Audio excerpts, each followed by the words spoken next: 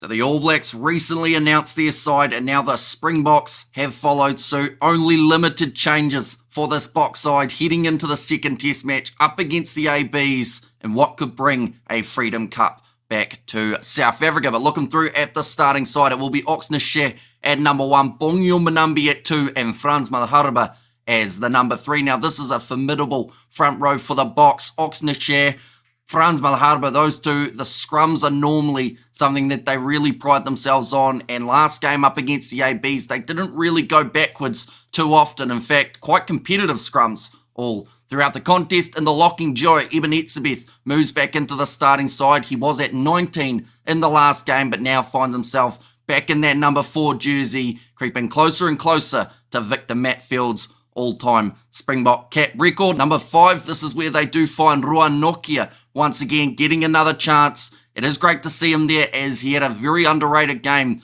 up against the All Blacks last week. So him partnered with Etzebeth could be an extremely dangerous combo. Number 6, Sia Khaleesi. There were rumours that that man was going to be out for months, but he is back and he is captaining the Springboks side.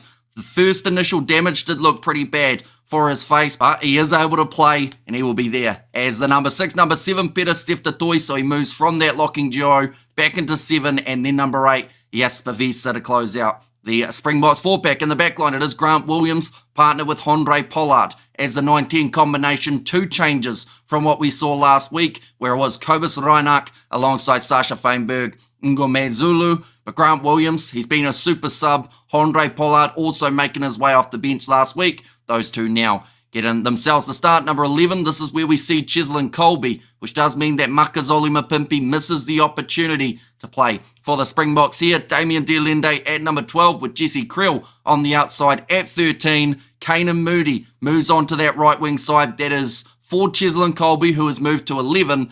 And that is for Kurtley Arendse, unfortunately suffering the head knock. I believe he's the only Springbok who's been left out of the side due to the injury. Initially, it did seem like Sia Khaleesi was going to be missing, but that is not the case. Number 15, this is where we see Willie Leroux. So Apalele Fasi, he did play last week, now loses his spot to the experienced veteran off the bench, Malcolm Marx at number 16. Number 17, Gerhard Stennekamp, and number 18, Vincent Koch, the same as what we saw last week. And something that cannot be underappreciated is the impact that the Springboks brought off their bench. They were phenomenal, including this man at number 19, Quagga Smith.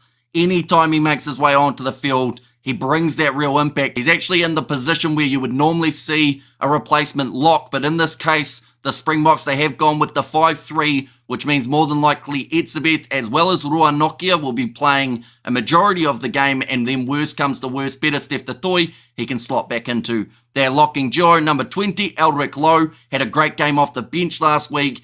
There was a chance that maybe he was going to be starting, but with limited minutes for Jasper Wiese, it makes sense why he once again gets another start. Number 21, Jaden Hendrickse, a man who we have not seen in a Springbok kit for quite some time, so Reinhardt completely out for this contest. Number 22, Sasha Feinberg, Ngome Zulu, and then at number 23, to close out the Springbok side, it is Lukhanyo Am. So he is another man that has been limited in the amount of minutes he has received. That is mainly due to the tremendous form of Damien de Allende alongside Jesse Kriel. But having Lukhanyo Am late in a game up against the All Blacks, when you talk about super subs, that man could be just that. But that is the Springboks 23, ladies and gentlemen. The bench a little bit reshuffled. The starting lineup pretty much identical with what a lot of people were anticipating for this game. Maybe a bit of a surprise in the back line, but overall a very strong South African team for this match. And we should mention New Zealand. They recently announced their lineup. If you haven't already seen it,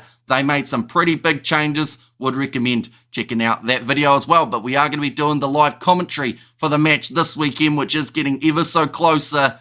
It's going to be a massive one, so be sure to check that out. But let me know what you think of the Springboks lineup in the comments down below. If you did enjoy, be sure to leave a like and subscribe, and I will see you all for the next one.